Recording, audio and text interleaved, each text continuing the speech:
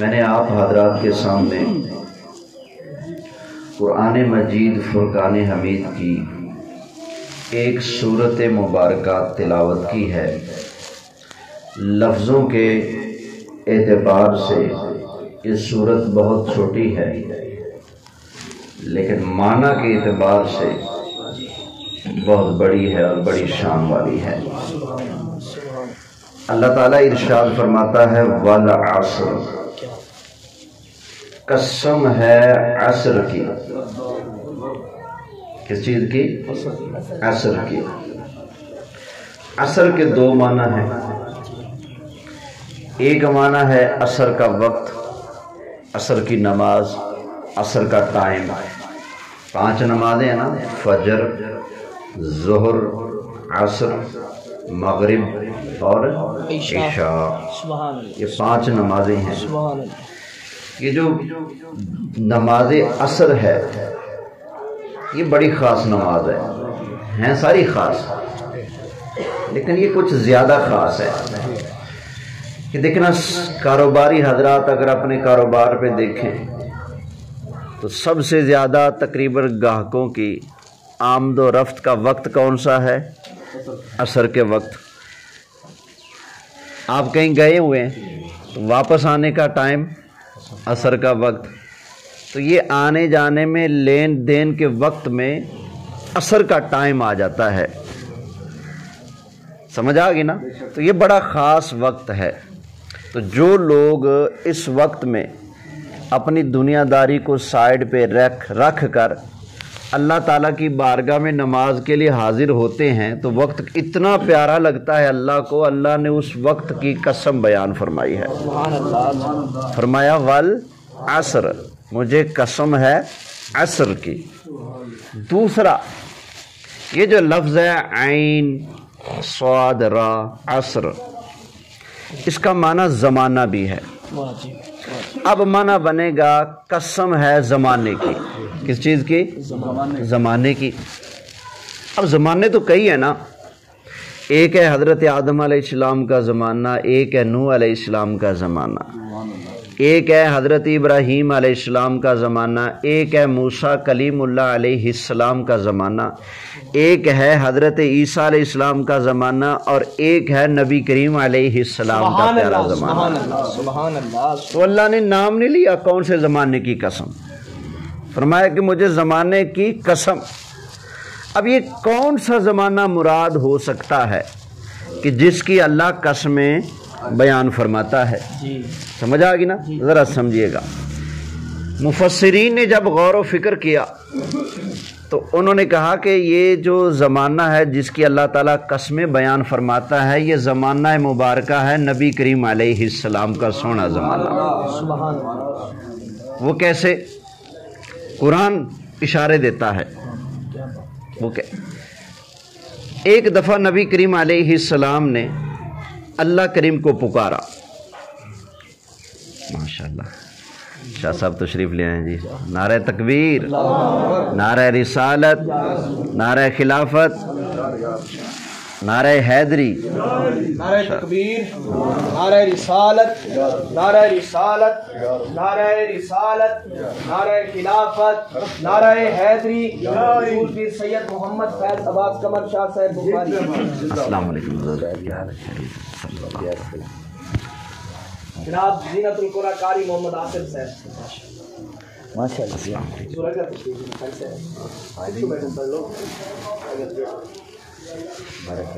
ماشاءاللہ جی، کیسے خیریت سے ہیں؟ توجہ ہے جی۔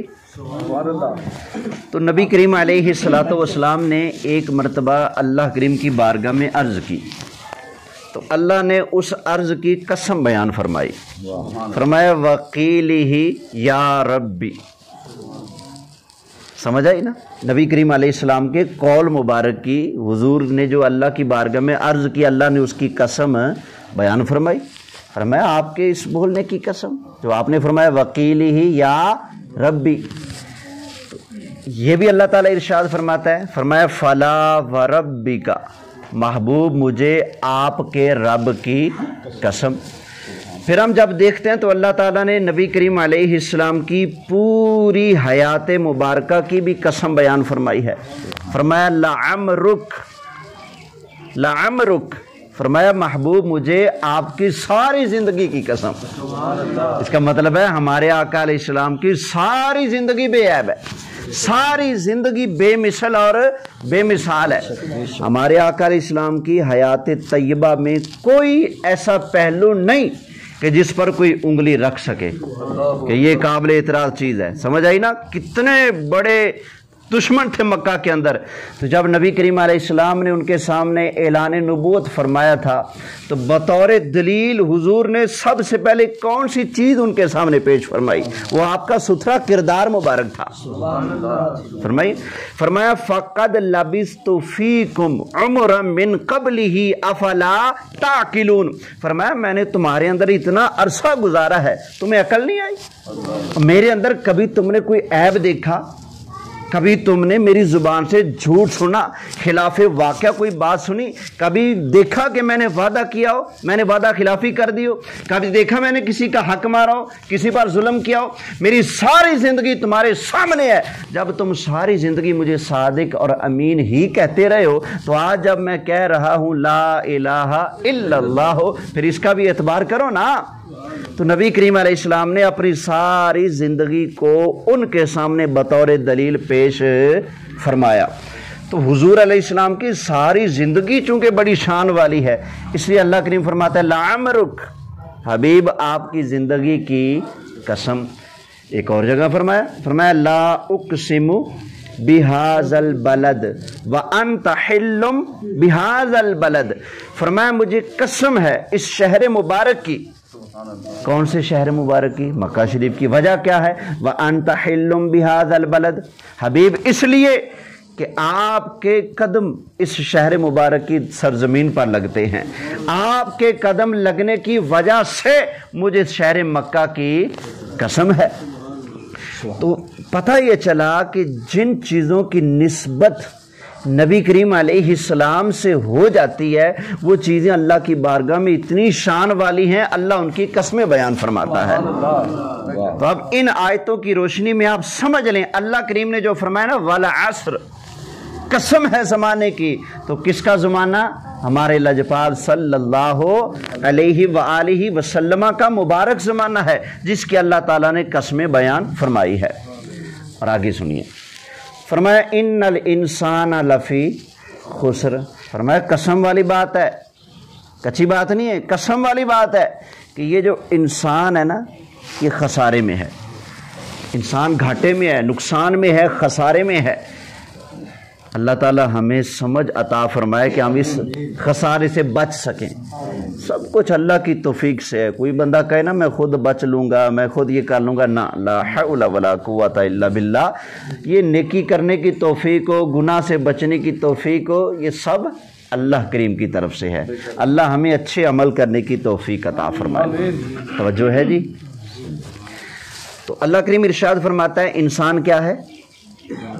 خسارے میں ہے، نقصان میں ہے. کیا سارے انسان؟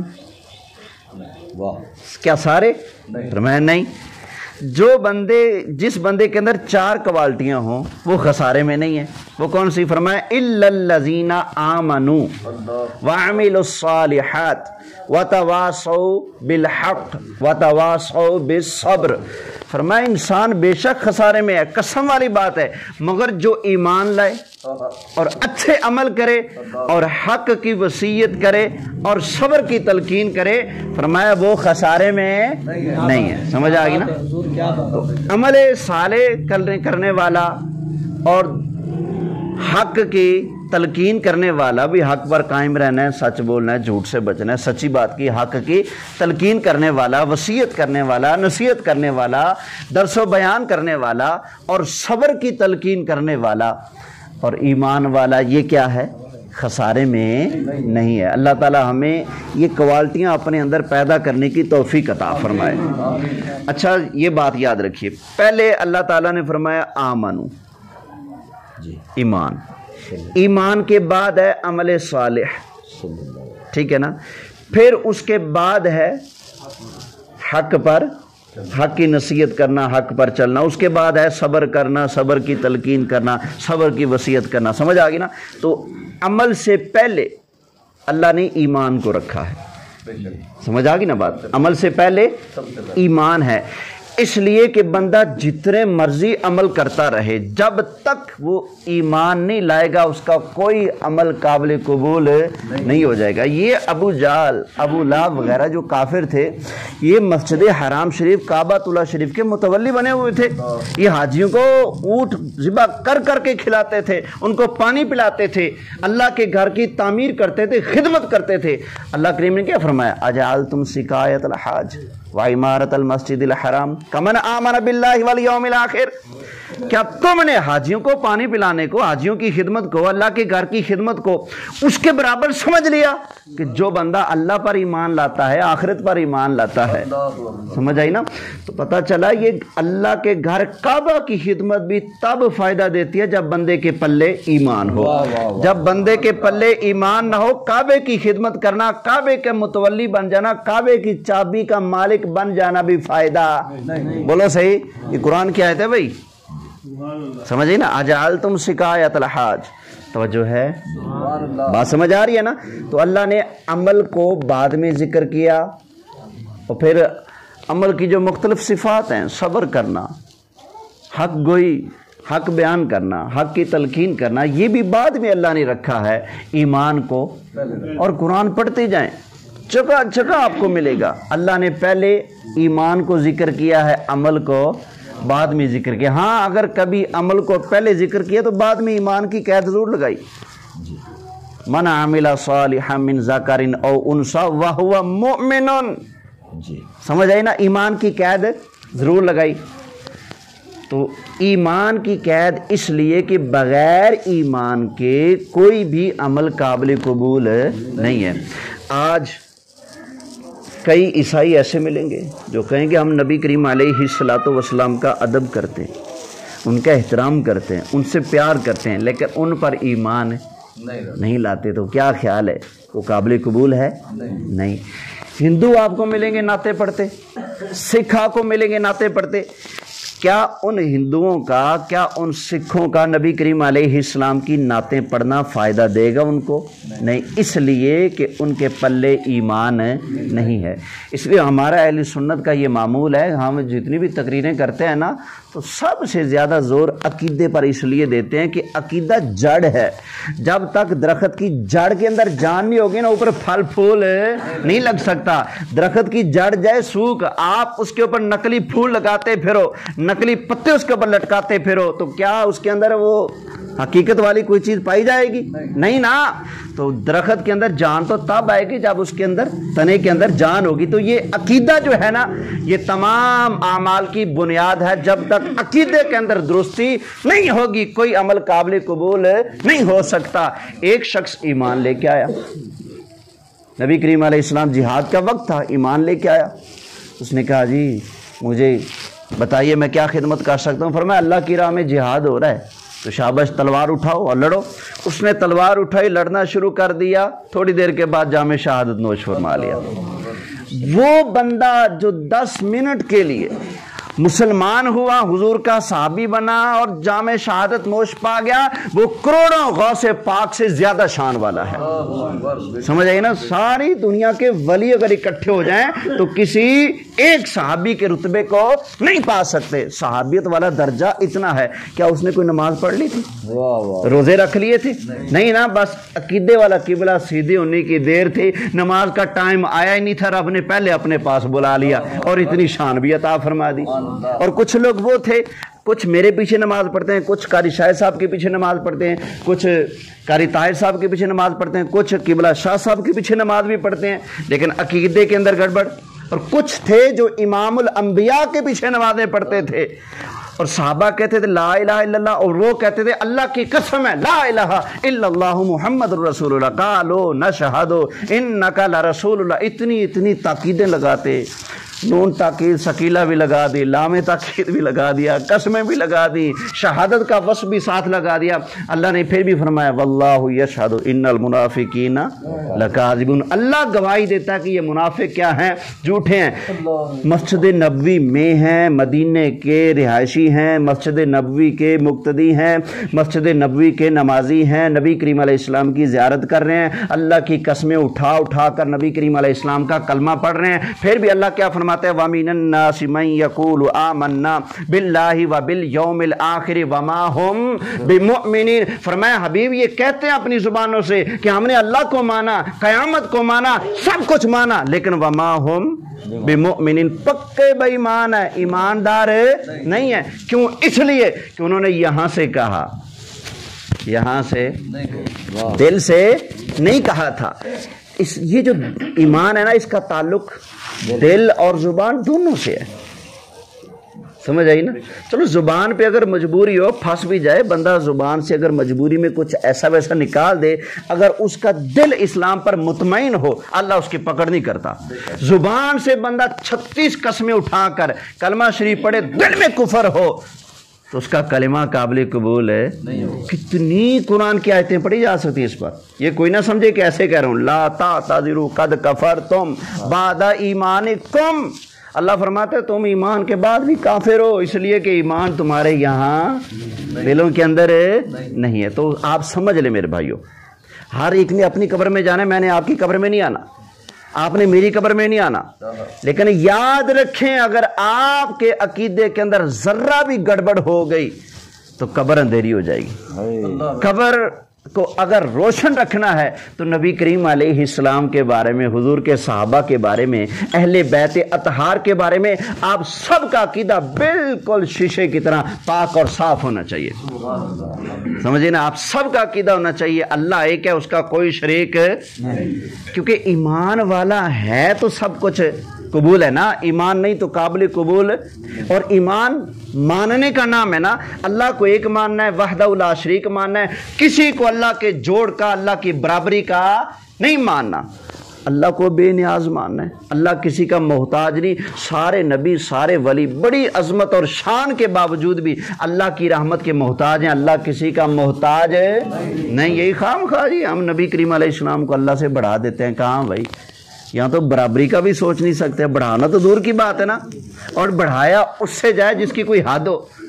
اللہ کریم کی عظمت کی، شان کی تو کوئی حد ہے ہی نہیں، وہ تو لامحدود ذات ہے، اور نبی کریم علیہ السلام کی شانوں کی کروڑوں اربوں خربوں شانیں ہیں حضور کی، بے شک ہمارے ذہنوں میں اس کی حد نہیں، لیکن اللہ نے تو حد بنائی ہے نا، ٹھیک ہے نا؟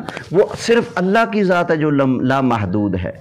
تو اللہ کے بارے میں بھی ہمارا عقیدہ بالکل کلیئر ہونا چاہیے، اللہ کسی کا محتاج، بولیے اللہ کسی کا محتاج، اور ساری مخلوق اللہ کی رحمت کی محتاج ہے۔ جب اتنا بڑا فرق موجود ہے تو پھر خیال آ بھی سکتا ہے کہ ہم نبی کریم علیہ السلام کو اللہ کے برابر مان رہے ہیں؟ بولیے صحیح؟ جب اتنا بڑا فرق ہے تو پھر برابری کا تو تصور بھی پیدا نہیں ہوتا۔ نبی کریم علیہ السلام کی شانیں مانی ہے، نبی کریم علیہ السلام کی عظمت کو سلام کرنا ہے، حضور علیہ السلام کو جو درجہ مرتبہ اللہ کریم نے عطا فرمایا ہے وہ جب آپ کے سامنے بیان کیا جائے اور آپ کے ماتھے پر اگر بال پڑ جائے تو سمجھ لو کہ آپ کے اندر کوئی جراثیم آ چکا ہے عقیدے کی خرابی والا۔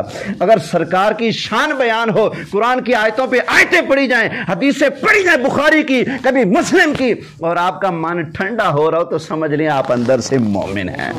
آپ اپنے آپ کو نوٹ کیا کرو، جب لجپال کی شان بیان ہو یا شان صحابہ بیان ہو یا شان اہل بیت بیان ہو اور آپ کے دل کے اندر اگر تھوڑی سی کوئی یار یہ کیا ہو رہا ہے، یار یہ کیا ہو رہا ہے، یہ ایسے کیوں ہو رہا ہے، تو سمجھ لو آپ کے عقیدے، آپ کے دل کے اندر کوئی چور گھس چکا ہے۔ اس بے ایمان چور کو نکالو۔ مسلمان کے دل میں نبی کریم علیہ الصلوۃ والسلام، صحابہ کرام اور اہل بیت اطہار کی محبت ہونی چاہیے۔ توجہ ہے جی؟ اچھا کچھ لوگ پھر کہتے ہیں جی ہم سرکار کو تو مانیں گے لیکن سرکار کے یاروں کو نہیں مانیں گے، کمال کرتے ہیں۔ میں نے کل مجھے ایک دوست نے کلپ ایک بھیجا، کہتے ہیں جی اس کا جواب دو۔ وہ ایک بے ایمان بیٹھا ہے مغربی دنیا میں جا کر، ہے پاکستان کا وہ پلیت، حسن اللہ یاری. تو وہ کہتا ہے جی میں آج دلیلوں سے آپ کے سامنے ثابت کروں گا کہ ابو بکر اور عمر دونوں کافر ہیں اور دونوں دوزخی ہیں. یہ دیکھیں نا اتنی بڑی زبانیں ہیں لوگوں کی. سمجھے؟ میں کتابوں کے نام لوں بھائی، حیات القلوب میں بھی یہ لکھا ہے، حق الیقین میں بھی یہ لکھا ہے، ملا باقر مجلسی نے جگہ جگہ پر لکھا ہے، دیگر ملا شیعوں نے سب نے لکھا ہے. آپ نہیں مانیں گے، لیکن آپ تو ویڈیو کے اندر وہ بکواس کر رہے ہیں، کہہ رہے جی میں ثابت کروں گا یہ نعوذ باللہ کافر اور جہنمی ہے. ہم کہتے ہیں بکواس نہ مارو، رب کا قرآن پڑھو یار. 11واں پارہ اللہ فرماتا ہے والسابقون الاولون من المہاجرین والانصار والذین اتبعوہم باحسان رضی اللہ عنہم ورضوا عنہ. اللہ تعالیٰ ارشاد فرماتا ہے یہ جو پہلے ایمان لانے والے ہیں نا، مہاجر صحابہ اور انصار صحابہ، اور جو لوگ ان کے پیچھے چلنے والے ہیں، اللہ ان سب سے راضی. بولیے سے اللہ ان سب سے. یہ قرآن کے الفاظ دوبارہ پڑھتا ہوں، ذرا غور کیجیے گا. والسابقون الاولون من المہاجرین مہاجر صحابہ کا ذکر آیا کہ نہیں؟ انصار صحابہ کا ذکر آیا کہ نہیں؟ اور اتنی شان والے صحابہ جو ان کے لڑ لگتا ہے، والذین اتبعوہم باحسان رضی اللہ عنہم ورضوا عنہ، جو صحابہ کے لڑ لگ جاتا ہے، ان کی پیروی کرتا ہے، اللہ اس کا بھی بیڑا پار لگاتا ہے، اللہ اس سے بھی راضی ہو جاتا ہے. ہم نے کہا میاں جی بے شک جو بکواس کرنی ہے کر لو، جن سے اللہ راضی ہے ان سے اگر کوئی منہ بنا بھی لے تو ان کی شان میں فرق پڑتا. بولو صحیح یار ہے. جن سے رب راضی ہے، اور رب فرمائے بڑے ناز اور انداز اور بڑے پیار سے قرآن میں بیان فرمائے کہ میں ان سے راضی اور یہ مجھ سے راضی ہیں. اچھا بندہ راضی ہوتا ہے نا کسی سے تو اس کو کچھ انعام دیتا ہے. اگر شاہ صاحب میری تقریر سے راضی ہو جائیں گے تو مجھے دعا دیں گے، ایسے نا جی. آپ اگر راضی ہوں گے تو آپ دعا دیں گے. تو جس مرحوم کی آج ہم کلخانی میں بیٹھے ہیں، ایک دفعہ میں نے بیان کیا بدعت کے موضوع پر، تو انہوں نے بڑا مجھے دعاؤں سے نوازا، بڑے خوش ہو رہے تھے. مطلب جس سے بندہ خوش ہوتا ہے کچھ نہ کوئی دیتا ہے نا. تو یا اللہ تو صحابہ سے راضی ہے تو ان کو انعام کیا دیا ہے؟ اللہ کریم فرماتا ہے وَأَعَدَّ لَهُمْ جَنَّاتٍ تَجْرِي تَحْتَهَا الْأَنْهَارُ. اللہ تعالیٰ نے ان کے لیے وہ جنتیں تیار کی ہیں جن کے اندر نہریں چلتی ہیں. نہریں، یہ دیکھو نا باغ ہوتا ہے دو طرح کا، ایک باغ جس کے اندر نہریں ہوں، اور ایک باغ ہے تو بڑی شان والا لیکن اندر کوئی نہریں شہریں نہیں چلتی. تو زیادہ خوبصورت کون سا ہوگا؟ جس کے اندر نہریں بھی چلتی ہیں. تو اللہ نے وہ باغ بنائے صحابہ کے لیے، مہاجرین اور انصار، اور جو صحابہ کے لڑ لگ جائے ان سب کے لیے اللہ نے وہ باغ بنائے ہیں جن کے اندر نہریں بہ رہی ہیں. اچھا ہمارے ہاں لوگوں کو کرسی ملتی ہے، سیٹ ملتی ہے چند سال کے لیے، وزیر اعظم بنتا ہے 5 سال کے لیے، بیچارے کو 5 بھی پوری نہیں ہوتے، ٹانگیں کھینچا نیچے. جو بھی بیٹھتا ہے یہی ہوتا ہے نا پاکستان میں، یہی کھچڑی پکڑی اور کیا ہو رہا ہے. تو یا اللہ تو نے محبوب کریم علیہ السلام کو جو اتنے پیارے حسین باغ عطا فرمائے ہیں، تو سال کے لیے، 2 سال کے لیے، 5 سال کے لیے، 10 سال کے لیے، کتنے عرصے کے لیے؟ اللہ کریم ارشاد فرماتا ہے خالدین فیہا ابدا. فرمایا چند سالوں کے لیے، چند مہینوں کے لیے، چند صدیوں کے لیے نہیں. اللہ تعالیٰ نے ان کو یہ حسین جنت کے باغ ہمیشہ ہمیشہ کے لیے عطا فرما دیے ہیں. کب تک کے لیے عطا فرمائے ہیں؟ ہمیشہ کے لیے عطا فرمائے ہیں. تو مناسبت سے ایک بات عرض کر دیتا ہوں تو بس پھر اجازت چاہتا ہوں. 2016 میں مجھے نا کسی نے میرپور بلایا، میں تقریر کے لیے گیا. تو تقریر کے بعد میں واپس آیا تو دوسرے دن مجھے کال آئی وہاں سے. میرا موضوع تھا وہاں شان صحابہ رضی اللہ تعالی عنہ. تو میں نے بیان کیا، میں بیان کر کے واپس آ گیا تو مجھے وہاں سے ٹیلی فون آیا، کہتے ہیں جی آپ صدام. میں نے کہا جی. کہتے ہیں جی آپ سے مناظرہ کرنا ہے. میں نے کہا جی بسم اللہ حاضر ہوں. فرمائیں کس موضوع پر مناظرہ کرنا چاہتے ہیں؟ تو اس پلیت نے کہا، کہتا ہے میں ثابت کروں گا کہ آدھے صحابہ جہنمی ہیں اور آدھے جنتی ہیں. نعوذ باللہ. یہ زبانیں ہیں لوگوں کی. آپ تو کہیں گے مولویوں کا خام خواہ جھگڑا ہے اور مجھے گالی دے دو، میں خدا کی قسم اگر اعتراض کر جاؤں تو کہنا جاؤ میرے باپ کو بھی گالی دے دو، جو بکنا ہے بک لو. آپ کو نہیں کہہ رہا بھائی، میری مراد وہ لوگ ہیں، سمجھ آئی، جو صحابہ کو بکتے ہیں. اوے ہمیں کہہ لو، ہمارے خاندان قبیلے کو کہہ لو، تم ان کو بک رہے ہو جن کی شان میرا رب بیان کرتا ہے، ان کو کہہ رہے ہو. توجہ ہے. اور آپ لوگ بھی جو سوڑے پڑ جاتے ہیں مولویوں نے پتہ نہیں یہ کیا ڈرامہ بنا رکھا ہے, ادھر تقریر تو اس کے خلاف, ادھر تقریر تو اس کے خلاف. بھائی یہ آپ کی بھی عادت ہے, میری بھی عادت ہے. ہم بھی تو جب فاتحہ پڑھنے کے لیے جاتے ہیں, جب آپ لوگ محفل لگا کے بیٹھے تو جاؤ ہماری ایک نہیں سنتے ہو. فوتگی کے بعد بیٹھتے ہیں تو اسلام کے لیے, یار اس نے یہ کر دیا, اس نے وہ کر دیا. ہم نے تو گالیاں تک سنی ہیں. جی 70 پر جاتے ہیں ہم فاتحہ کے لیے, جی اللہ کو حکم. وہاں آپ لوگ ایک دوسرے کو گالیاں دے رہے ہوتے ہیں, میں نے سنے اپنی کانوں سے. جھوٹے پر اللہ کی لعنت ہے, میں نے خود سنا. آپ اپنی ذات کی وجہ سے ایک دوسرے پر گالیاں دیتے ہو. جب آپ اپنی ذات کے لیے اتنے غصے ہو سکتے ہو, میں تو مصطفیٰ کے یاروں کے لیے بول رہا ہوں. اپنے لیے تو میں بولا ہی نہیں نا. جب آپ اپنے لیے بول بھی سکتے ہو سن بھی سکتے ہو, تو میں مصطفیٰ کے صحابہ کے لیے بول بھی سکتا ہوں, سن بھی سکتا ہوں. توجہ ہے. آپ جا رہے ہیں, آپ راستے میں آ گیا کتا, آپ کے ہاتھ میں ڈنڈا بھی ہے, وہ آپ کو کاٹنا چاہے تو آپ ڈنڈا ماریں گے یا نہیں؟ یا کہیں گے جناب تشریف لیں, کون سی ٹانگ پسند کریں گے, سجی یا کھبی؟ ایسا کہیں گے نہیں نا. جب آپ کو کتا پڑے تو آپ تو ڈنڈا چلائیں گے. جب کوئی صحابہ کو پڑے, نبی پاک کی اہل بیت کو پڑے, امام حسین کو کوئی باغی کہے, اہل بیت کے بارے میں زبان کھولے, میرے لجپال آقا کے بارے میں زبان کھولے, تو کیا خیال ہے اس کو رعایت دینی چاہیے؟ بولیں صحیح یار, نہیں نا. جب آپ کی ذات پر اٹھنے والے کو رعایت نہیں دی جا سکتی, تو نبی کریم علیہ السلام پر بھی زبان چلانے والے کو رعایت نہیں دی جا سکتی. اس نے کہا جی میں ثابت کروں گا کہ آدھے صحابہ نعوذ باللہ جنتی ہیں اور آدھے جہنمی ہیں. یہ اس نے کہا. اور میں نے کہا یار تو میر پور بیٹھا ہے, میں ملتان بیٹھا ہوں, میرے وہاں آنے سے پہلے یا تیرے یہاں آنے سے پہلے تم ماری نہ جائے, تو ابھی بات کر مجھ سے, ابھی فون پر ابھی بات کر, اور ابھی دلیل پیش کر کے آدھے جہنمی ہیں. پڑھنا قرآن ہے, کیونکہ تو میری کتابوں کو نہیں مانے گا, میں تیری کتابیں نہیں مانوں گا, سیدھی بات ہے. تو قرآن پڑھنا ہے. کہتا ہے جی ٹھیک. میں نے کہا جی پڑھو. کہتا ہے قرآن میں لکھا ہے لیکن مجھے یاد نہیں. میں نے کہا بچے تمہارا نصیب یہی ہے, تمہیں قرآن یاد ہی نہیں. کہتا ہے نہیں ہے ایسے ہی قرآن میں. پھر اللہ نے تھوڑی بہت سعادات کا صدقہ ہے, تھوڑی بہت جو سمجھ دی ہے, میں نے اس کے مطابق کہا. میں نے کہا 28ویں پارے سے دلیل بنانا چاہتے ہو نا؟ کہتے جی. میں نے کہا سورہ حشر؟ کہتے جی. میں نے کہا لا یستوی اصحاب النار و اصحاب الجنہ, یہ کہتے جی جی میری یہی دلیل ہے. میں نے کہا کر ترجمہ. اب اس نے جو ترجمہ کیا وہ سنیں. اب اس نے کہا جی لا یستوی اصحاب النار و اصحاب الجنہ, نبی پاک علیہ السلام کے صحابہ برابر نہیں ہیں, آدھے صحابی جہنمی ہیں, آدھے جنتی ہیں, نعوذ باللہ. شاہ صاحب دینی علوم کے ماہر ہیں, فاضل ہیں, بہت بڑے عالم دین ہیں ماشاءاللہ. آپ قبلہ غزالی زمان رحمۃ اللہ تعالی علیہ سے پڑھا ہے. بے شک آپ شاہ جی قبلہ سے پوچھ رہے ہیں حضور کیا یہ اس کا ترجمہ بنتا ہے؟ نہیں. اللہ تو یہاں یہ بیان فرما رہا ہے کہ جنت والے اور جہنم والے برابر. بات تو صرف اتنی ہو رہی ہے کہ جنت والے اور جہنم والے برابر. اور میں نے کہا بچے یہ ترجمہ تو بنتا ہی نہیں, یہ کیسے تم دلیل بنا رہے ہو؟ یہاں اللہ نے صحابہ کا ذکر ہی نہیں کیا.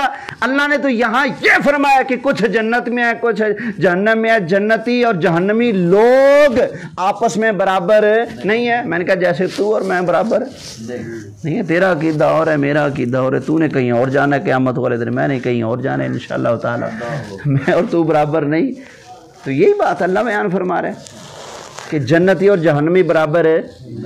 تو میں نے کہا دلیل پیش کرو. بچوں یہ دلیل نہیں ہے. بس وہ چپ ہو گیا. میں نے کہا یار تم ماری نہ جائے, مجھ سے قرآن سن لے.